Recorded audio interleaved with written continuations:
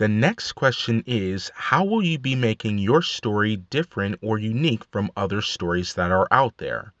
You are going to be writing your own story and making your own name. However, something that may stifle people is how their stories might be too similar to other stories or movies that are already out there. And I say this because it was true for me. I remember in high school, I was writing a story about a military soldier coming home from war, only to find out that his wife had been cheating on him. Shortly thereafter, the movie Brothers with Tobey Maguire and Jake Gyllenhaal came out, and I was really bummed out about that. So what I thought of to avoid this from happening is to emphasize the details, because the details and the extra little things in the plot of your story will make a world of difference for your story so that it stands out from others and becomes unique from anything else that may be out there.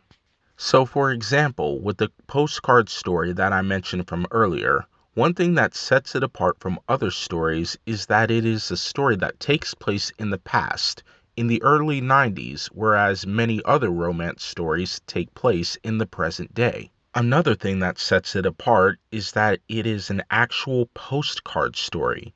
Today, we have text messaging and other apps for communication, so having an element in your story that isn't common anymore can be good for making your story unique. One final thing that sets my story apart from others that may be out there is the distance of the story.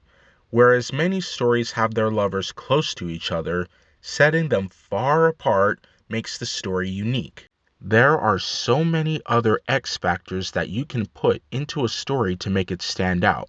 So for this story, I ended up changing it to a story of a couple who split up but is trying to reconcile their relationship because they miss each other deeply.